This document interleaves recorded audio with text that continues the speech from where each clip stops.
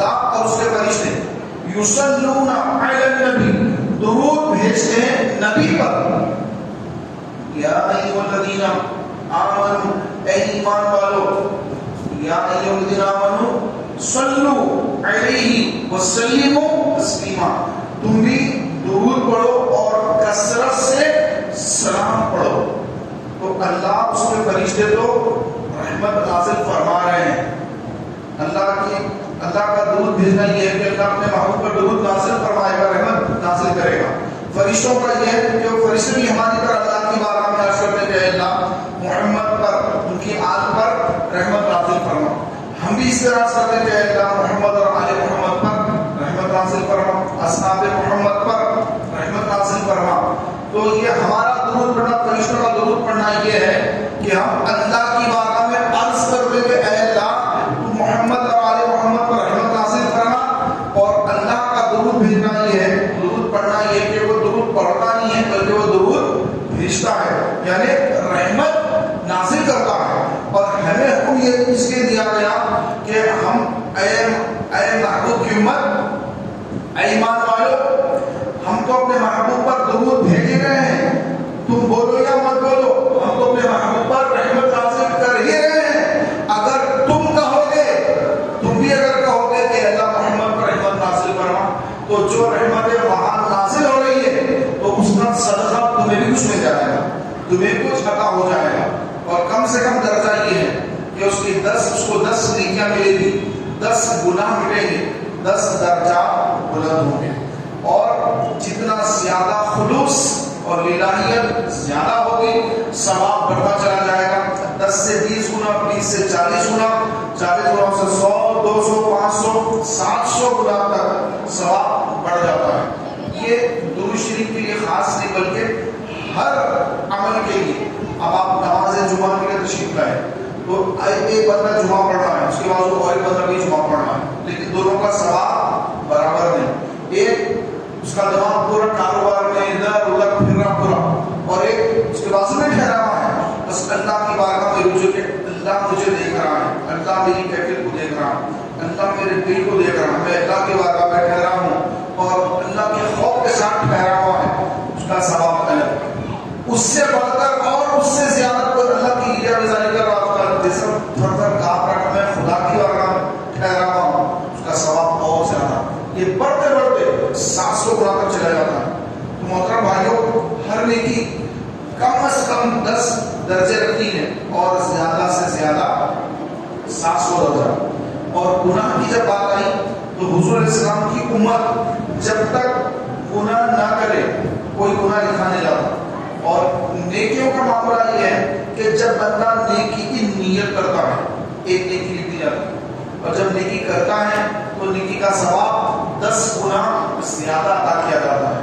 اور گناہوں کا معاملہ یہ ہے کہ جب بندہ گناہ کی نیت کرے تو کوئی گناہ لکھا نہیں جاتا.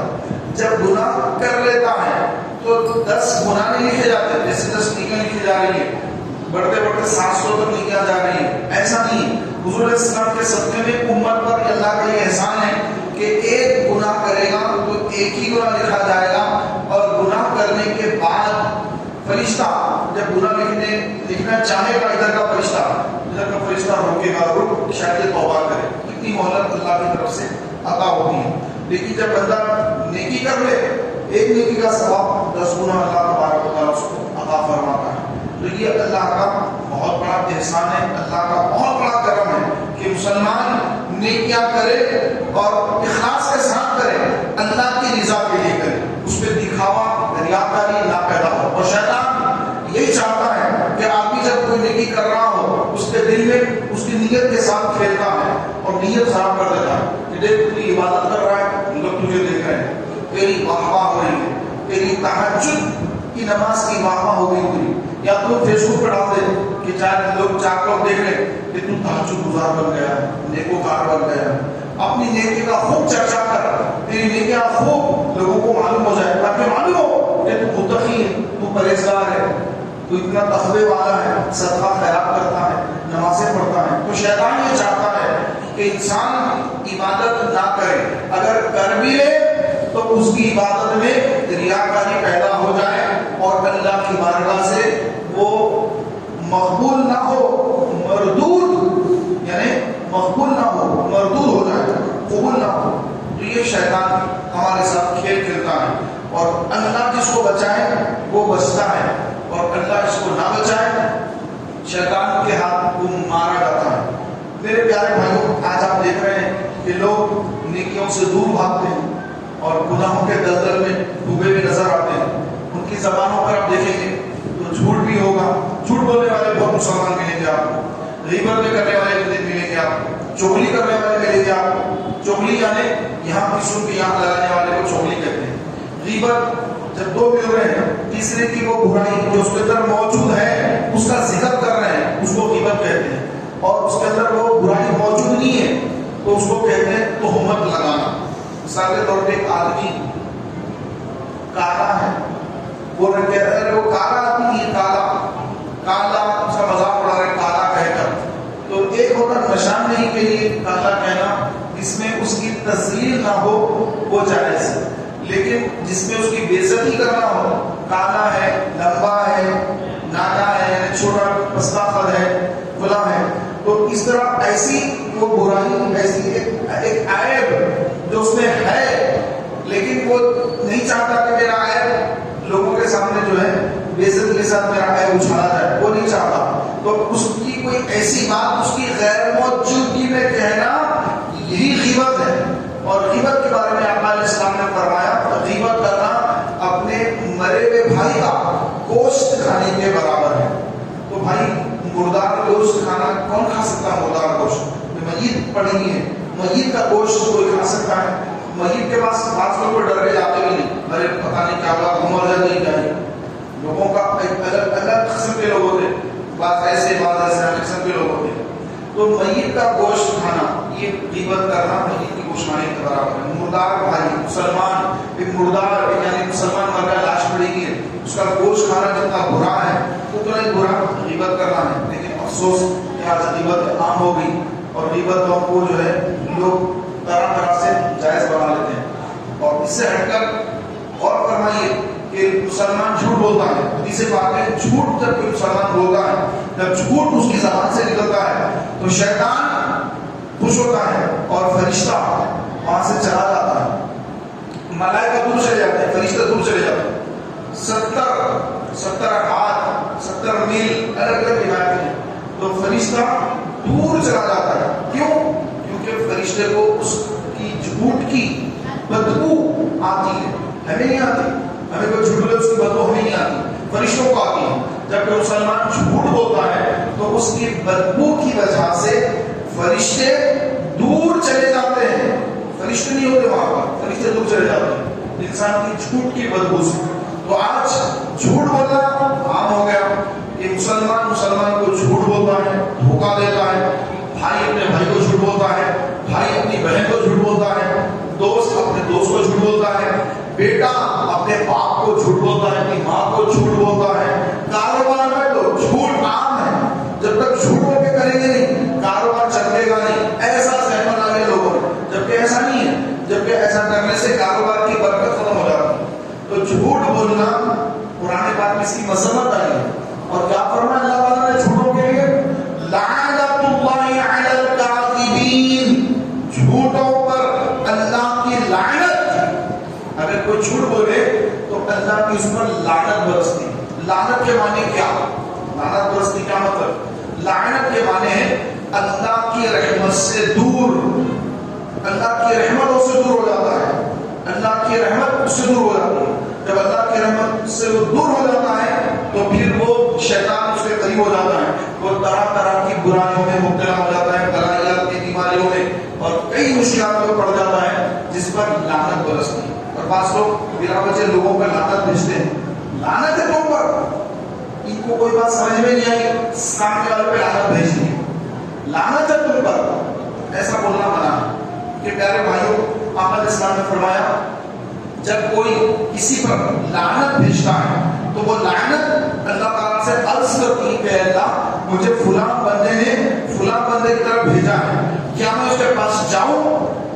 یہ لعنت اللہ کی بارے میں سوال کر رہی ہے. اب اللہ تبارک و تعالیٰ سے اگر وہ بندہ واقعی جھوٹ بول رہا ہے، لعنت کا مستحق ہے، تو پھر اللہ تعالیٰ فرماتے ہیں کہ ہاں تو اس کے پاس چلی جا۔ لیکن اگر وہ بندہ جھوٹ نہیں بول رہا ہے اور گناہ نہیں کیا ہے، لعنت کا مستحق نہیں ہے، بلا وجہ یہ بندہ غصے میں آ کر اس پر لعنت بھیج رہا ہے، تو پھر اللہ تعالیٰ فرماتا ہے کہ اے لعنت تو واپس لوٹ جا اسی کے پاس، واپس لوٹ جا اسی کے پاس جس نے تجھے بھیجا ہے۔ تو لعنت لوٹ جاتی ہے، وہ لعنت لوٹ کر اسی پر پڑتی ہے جو بھیجنے والا ہوتا ہے، یعنی وہ بندہ کو اللہ کے رحمتوں سے دور کر دیا جاتا ہے۔ لہذا میرے پیارے بھائیوں، مسلمان لعنت کرنے والا نہیں ہوتا ہے، کہ مومن جو ہے وہ لعنت کرنے والا نہیں ہوتا ہے، وہ خیر کی دعا کرنے والا ہوتا ہے۔ اس کے ساتھ اگر کوئی برائی بھی کر دے تو کہتا ہے کہ اللہ اس کو معاف کر دے، اللہ خیر عطا کرے، اللہ اس کی بخشش کر دے، میں اللہ پہ چھوڑ رہا ہوں۔ تو وہ کسی پر لعنتیں بھیجے، کسی کو بددعائیں دے، یہ مومن کی شان نہیں ہے۔ مومن کی شان یہ ہے کہ اگر اس کے ساتھ زیادتی بھی ہو جائے تو اللہ پہ چھوڑ دے کہ بس اے اللہ میں نے اس کو معاف کر دیا، بس یہ تیرے حوالے، تیرے ذمے۔ لعنتیں بھیجنا اور لوگوں پر تہمتیں باندھنا، لوگوں کی برائیاں کرنا، تجسس میں رہنا کہ وہ کیا کر رہے ہیں، کہاں جا رہے ہیں، ان کے پیچھے جانا، ان کی جو ہے انکوائری کرنا اسلام میں منع ہے۔ یہ منع ہے کہ کسی کے تجسس میں مت رہو کہ کون کدھر جا رہا ہے اور کیا کر رہا ہے۔ موبائل نکال کر دیکھنے کی، ان کا موبائل میں کیا کیا ذرا دیکھ لوں گا، ذرا آپ کا موبائل نہیں ہے، فون کر رہا ہے لے کر موبائل چیک کر رہے کیا ہے کیا ہے۔ تو میرے پیارے بھائیوں کو فرمایا گیا کہ کوئی کسی کے نام سے کوئی خط آئے تو وہ خط دوسرا بھی نہیں پڑھ سکتا۔ مثال کے طور پہ پہلے تو ختم ہوا تھا، میسج آتے ہیں، میسیجز آتے ہیں، واٹس ایپ میں میسیجز آ جاتے ہیں۔ پہلے خط کا دور تھا، پوسٹ آفس سے خط آتے تھے، بندہ خط لکھتا تھا، اس کو پوسٹ کرتا تھا، پھر وہ گھر پہ خط آتا تھا۔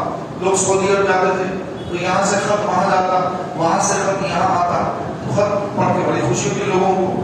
تو ہمارے والد صاحب نے خط بھیجا، والدہ کا خط آیا، ماں کا خط آیا، بھائی کا خط آیا، تو پہلے خطوط ہوا کرتے تھے، لیکن اب دنیا نے بڑی ترقی کر لی اور موبائل پر میسیجز آتے ہیں اور کال کر لیتے ہیں، ویڈیو کالنگ کر لیتے ہیں۔ آپ جانتے ہیں کہ سوشل میڈیا کتنا زیادہ آگے چلا گیا ہے۔ تو فرمایا گیا کہ خط جو ہے جس کے نام سے خط آیا وہی خط پڑھے، اس کا بھائی خط نہیں پڑھ سکتا۔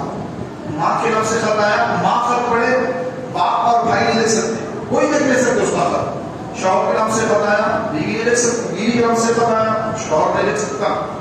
یہ حق ہے جس کے نام سے میسج آیا وہی میسج پڑھے۔ مثال کے طور پہ 4 لوگ بیٹھے ہیں، اب کوئی موبائل نکال کر میسج پڑھ رہا ہے، بازو والے جھانکتے ہی ہوں کیا آیا، ادھر والے بیٹھ کے آیا، یہ منع ہے۔ لوگوں کو پتہ ہی ادھر جھانکا ادھر جھانکا، خبر ہی نہیں، تربیت نہیں، تعلیم نہیں ہے، تربیت نہیں ہے، معلومات نہیں ہے، اسلامی معلومات، بس اس کا کوئی راز معلوم ہو جائے، کوئی ایسی بات میسج میں پڑھ لو تاکہ اس کو پھر جو ہے میں بلیک میل کروں، تاکہ اس سے کچھ فائدہ حاصل کروں۔ آج ہمارا ذہن ایسا بن گیا، مسلمان ہم نام کے ہیں اور اعمال ہمارے غیر اسلامی کام ہے۔ اسلام نے ان کاموں سے منع کیا ہے، سارے کام کرتے ہیں، جھوٹ بولنا، دھوکہ دینا، غیبتیں کرنا اور مسلمانوں کو تکلیف پہنچانا۔ آقا علیہ السلام نے فرمایا مومن وہ ہے، مومن کی شان بیان کی آقا علیہ السلام نے، مومن وہ ہے جس کے ہاتھ سے، جس کی زبان سے دوسرا مسلمان محفوظ رہے، وہ مومن۔ اب جس کے ہاتھ سے مسلمان محفوظ نہیں، جس کی زبان سے مسلمان محفوظ نہیں، وہ مومن کی شان کے لائق نہیں، وہ مومن نہیں۔ آقا علیہ السلام نے ارشاد فرمایا۔ تو اگر کسی کے پاس طاقت ہے، پہلوان ہے، ایکسرسائز کرتا، زبردست باڈی بلڈر ہے، اور اب لوگ اس سے ڈرتے ہیں، بھائی یہ بہت بڑا پہلوان ہے، اور ڈر کر اس کو سلام کرتے ہیں۔ اکثر آپ نے دیکھا ہوگا کہ اکثر جو پہلوان لوگ ہوتے ہیں ان کو لوگ سلام کرتے ہیں، ارے جان دو بھائی پہلوان صاحب ہے، السلام علیکم، السلام علیکم، سلام کرتے ہیں۔ تو یہ شر ہے، یہ اس کا شر ہے کہ وہ شر کی وجہ سے لوگ اسے ڈر کر اس کو سلام کر رہے ہیں، عقیدت سے نہیں کر رہے ہیں، اس کی کوئی عظمت، اس کی کوئی محبت ان کے دلوں میں نہیں ہے، اس کے شر، اس کے فتنے سے بچنے کے لیے اس کو سلام کر رہے ہیں۔ تو یہ کیوں کر رہے ہیں سلام اس کو؟ کیونکہ انہوں نے دیکھا کہ یہ بڑا ظالم شخص ہے، یہ زبان سے گالی گلوچ کرتا ہے، بری باتیں بولتا ہے، لوگوں میں بے عزت کر دیتا ہے، بڑی زبان کا جھوٹ آدمی ہے، یار اس سے دور رہو۔ یہ تو بس ہاتھ اٹھا کے ماری دیتا ہے لوگوں کو، پھر اس کی پہنچ اوپر تک ہے، یہ اندر نہیں کرا دیتا ہے، جھوٹے مقدمات اندر کرا دیتا ہے، جھوٹا مقدمہ کو پولیس پکڑ کے لے جائے گی، کوئی بھی کیس کے اندر کرا دے گا، اور ظالم آدمی۔ تو جس کی زبان اور جس کے ہاتھ سے مسلمان محفوظ نہیں وہ مومن ہی نہیں۔ لہذا ہم اپنی زبان سے کسی کو تکلیف نہ دیں، کوئی ایسی بات نہ بولے، کوئی غریب آدمی ہے، مسکین طبقہ آدمی، غریب آدمی ہے، اور آپ بنسبت اس کے مالدار ہیں، اب آپ بیٹھے ہوئے ہیں، آپ کا روک چل رہا ہے، آپ بات کر رہے ہیں، 10 آدمی بیٹھے ہوئے ہیں، اب ایک آدمی خاموش بیٹھا ہوا ہے، بھائی بڑے بڑے لوگ ہیں، میں کیا بولوں گا، میں تو غریب آدمی ہوں، اور اس کا مذاق اڑا رہا ہے، یہ بول رہا ہوں اس کو، وہ کہا، یہ کہا، اب وہ بیچارہ مسکرا کر، خاموشی سے جو مسکرا کر دل رو رہا ہے، اس کا اندر دل رو رہا ہے اور زبان سے مسکرا رہا ہے۔ تو یہ زبان کی رسانی ہے، زبان سے مسلمان کو تکلیف دینا ہے۔ یاد رکھیے مذاق بھی ایسا نہیں کر سکتے جس سے کسی مسلمان کی دل آزاری ہو، مسلمان کا دل ٹوٹے، مسلمان کو تکلیف پہنچے۔ آقا علیہ السلام نے فرمایا مسلمانوں کو تکلیف دینے والے کا موت کے وقت ایمان خطرے میں ہوتا ہے، ہو سکتا اس کا ایمان چھین لیا جائے۔ تو جو لوگوں کو، مسلمانوں کو اپنی زبانوں سے، اپنے ہاتھوں سے تکلیف دے، ان کی زمینات پر قبضے کر لے، گھروں پر قبضے کر لے، اور ان کی جائیدادوں پر قبضے کر لے، ان کے مال پر قبضے کر لے، ان کو تکلیف پہنچائے، اس کو ڈرنا چاہیے کہ موت کے وقت اس کا خاتمہ برا خاتمہ نہ ہو جائے، اس نے خاتمہ ہونے کے بجائے اس کا خاتمہ کفر پر نہ ہو جائے۔ لہذا اپنے آپ پر کنٹرول رکھیں، اپنے آپ پر کنٹرول رکھیں، بلا وجہ جذبات میں نہ آ جائیں، غصے میں نہ آ جائیں۔ آقا علیہ السلام نے ارشاد فرمایا کہ غصہ جو ہے یہ شیطان کی طرف سے، لہذا جب تمہیں غصہ آئے تو شیطان آپ کا بنا ہوا ہے، تم پانی کا استعمال کرو، تم پانی پی لیا کرو۔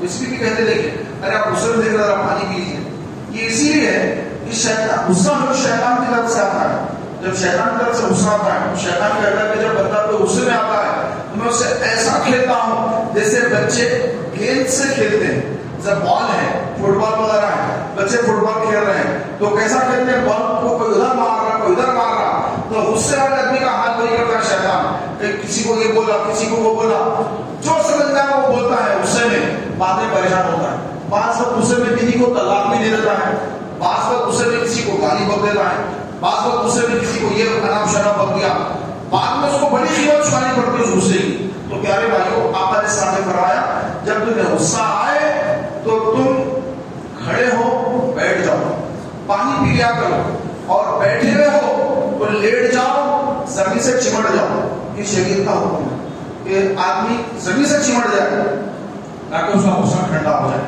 آپ بولیں گے ارے پھر کوئی حضور کی شان میں بے ادبی کرے، گستاخی کرے تو پھر ہم جو ہے کیوں اس کے اوپر غصہ کریں، کیوں جو ہے یہ ریلی نکالے، کیوں احتجاج کریں، کیوں یہ کریں؟ اور وہ غصہ الگ ہے، یہ غصہ الگ ہے۔ دین کے لیے غصہ آنا یہ ایمان کی علامت ہے، اور دنیا کے اگر غصہ آئے، اپنے نفس کے لیے غصہ آئے تو غصے کو پی جانا یہ مومن کی شان ہے۔ اور جب اسلام پر حملہ ہو، اللہ کی شان میں، رسول کی شان میں بے ادبی ہو، قرآن کی توہین ہو، اسلام کی توہین ہو، اور اس کے بعد اگر مسلمان کو غصہ نہ آئے تو وہ مسلمان بے غیرت ہے، اس کے پاس غیرت نہیں ہے، کہ بے غیرت انسان ہے کہ اللہ اس کے رسول کے خلاف کوئی گستاخی کر رہا ہے اور یہ مسلمان کہہ رہا ہے کہ کوئی بات نہیں، صبر کر لو، تو یہ بے غیرت انسان ہے۔ تو انسان کو اس وقت غصہ آنا جب اللہ کی شان میں بے ادبی ہو، اس کو غصہ آنا جب حضور کی شان میں بے ادبی ہو، قرآن کی توہین ہو تو مسلمان کو غصہ آنا، اسلام کے خلاف اگر کوئی بدماش کرے تو مسلمان کو غصہ آنا، اگر نہیں آیا وہ بے غیرت ہے، اس کے لیے غیرت نام کی کوئی چیز ہی نہیں ہے۔ لیکن ہمارے پاس چھوٹا حساب، ہمیں کوئی برا بولے ایسا غصہ آتا نا کہ بس دیوار پر اگر رہتا نکال کے بس بولیے تو اپنے پاس بس ایسا غصہ اپنے آپ کوئی بولے، اپنے گھر کے تعلق سے بولے، یا اپنی ذات کے، اپنے اہل و عیال، ماں باپ کی شان میں کوئی گستاخی کرے، بڑا غصہ آ جاتا ہے۔ اور حضور کی شان میں، اسلام کی شان میں، مسجدوں کی توہین، کوئی غصہ نہیں آتا۔ ارے بھائی کوئی بات نہیں، دیکھو جو بھی ہے، دیکھو گھر بھی ہے، بچے بھی ہیں، تو فوراً جو ہے بے غیرتی ابھر کے آتی ہے اور سب اسلام کی باتیں پیچھے رہ جاتی ہیں اور مصلحتیں آ جاتی ہیں. تو یہ کمزور ایمان کی علامت ہے. لہٰذا میرے پیارے محترم بھائیوں، چیزوں کو فرق کرنا سمجھنا ہے کہ کون سی چیز میں کیا فرق ہے، غصے میں کیا فرق ہے، اور ایک اپنی ذات کے لیے غصے میں اور اسلام کے غصے میں کیا فرق ہے. آپ علیہ السلام نے ارشاد فرمایا کہ جس کی عورت سرکار اسلام کی حدیث پاک ہے، کیونکہ یہاں پر بھی جو ہے لوگ بے غیرتی کا شکار ہے، اپنی بیوی کو پردہ نہیں کراتے، بے پردہ پھراتے ہیں، گھماتے ہیں. آپ علیہ السلام نے ارشاد فرمایا جس کی بیوی زیورات پہن کر بے پردہ گھروں سے نکلتی اور لوگ اس کو دیکھ رہے ہیں بے پردہ گھر سے نکلی، تو وہ شخص اگر راضی ہے تو وہ دیوس ہے، یعنی اتنا زیادہ بے غیرت ہے، اتنا بڑا بے غیرت ہے کہ اللہ تعالیٰ نے اس کو جنت سے اتنی دور کرنا ہے کہ جنت کی خوشبو 500 سال کی راہ سے، یعنی 500 سال دور ہے جنت، تو جنت کی خوشبو انسان کو آنا شروع ہو جاتی ہے. جنت 500 سال دور ہے، 500 سال کا راستہ ہے، یعنی ایک آدمی 500 سال تک گھوڑا دوڑتا رہے تو جتنا فاصلہ طے کرتا، جنت اتنی دور ہے قیامت کے دن تب بھی بندے کو وہاں سے خوشبو آئے گی جنت کی. لیکن جو اپنی بیوی کو پردہ نہیں کراتا، غیر محرم کے سامنے اس کو لا کے بٹھا دیتا ہے، پردہ والا کچھ نہیں کرتا. ماڈرن دور ہے بھائی، ان کی بیوی بھی ہماری بھی فیملی کا بیٹھے ہوئے پورے ساتھ میں بیٹھے ہوئے پورے ماڈرن دور چل رہا تھا. تو پیارے بھائیوں فرمایا کہ جس کی بیوی بے پردہ گھر سے نکلتی ہے اور اگر شوہر راضی ہے تو اللہ تعالیٰ اس کو جنت میں داخلہ تو دور، جنت کی خوشبو تک اس کو عطا نہیں فرمائے. وہ خوشبو سن نہیں پائے گا کہ جنت کی خوشبو کیسی ہے، وہ دیوس اس خوشبو سے بھی محروم کر دیا جائے گا. لہذا اپنے گھروں کے اندر پردہ قائم کریں، پردہ ہونا چاہیے، پردہ ضروری ہے. جنت کے اندر بھی پردہ ہے، ایسا نہیں کہ سب جنت پہ جانے کے بعد عورتیں مرد سب عورت مرد لیڈیز جینٹس چلو میں اب تو دنیا ختم ہوگی، اب تو جنت میں آ گئے نا تو اب کیا ہے، اب پردے کی کیا ضرورت ہے. ایسا نہیں ہے، جنت کے اندر بھی پردہ ہوگا. جنت کی خواتین پردے میں رہیں گی، جنتی مرد پردے میں ہوں گے، بیچ میں پردہ ہوگا عورتوں کا مردوں کا. ایسا نہیں کہ وہاں پر جو ہے بالکل سب گھوم رہے پھر رہے جنت میں کہ بھائی اب تو عمل کرنا تو کچھ ہے نہیں، عمل تو دنیا میں تھا، یہ تو جزا، یہ تو جنت جزا ہے، دار الجزا ہے، تو جنت میں آ گئے اب پردے کی کیا ضرورت. ایسا نہیں، پردہ وہاں پر بھی. بے پردے کی کہاں ہوگی؟ جہنم میں. ننگے عورتیں بھی ننگی، مرد بھی ننگے، جہنم میں سب ننگے. تو جو آج ننگا پن ہے یہ جہنم کا پیش نما ہے، کہ جو آج ننگے پن پہ اتر آئے ہیں تو ایک کو ننگے رہنا جہنم میں. عورتیں بھی ننگے، مرد بھی ننگے، اور جو با پردہ ہے وہ جنت میں بھی پردے میں رہیں گے. تو آج جو جس راستے پہ جا رہا ہے ننگے پن پر، گندے پن پر، اس کا جو اینڈ ہے وہ جہنم ہے. وہاں پہ سارے ننگے ہوں گے، وہاں سارے عورتیں ننگے، سارے مرد ننگے، سب ننگے، اور سب پر عذاب، بھاری عذاب. اور جنت میں اعلیٰ لباس، بہترین لباس میں مرد ہوں گے، بہترین لباس میں عورتیں ہوں گی، سب پردے میں ہوں گی. تو یہ پیارے بھائیوں اللہ تبارک و تعالیٰ نے مسلمانوں کے لیے دنیا میں بھی عزت رکھی، آخرت میں بھی عزت رکھی. اور عزت ملتی کہاں سے ہے؟ رسول اللہ صلی اللہ علیہ وسلم کی غلامی اختیار کرنے سے. جو حضور کی غلامی اختیار کرتا ہے دنیا میں بھی عزت پاتا ہے، آخرت میں بھی عزت پاتا ہے. اللہ تعالیٰ کی بارگاہ میں دعائیں کہ اللہ مجھے آپ کو اچھے اعمال کرنے کی توفیق عطا فرمائے. آمین بجاہ نبی الامین صلی اللہ علیہ وسلم.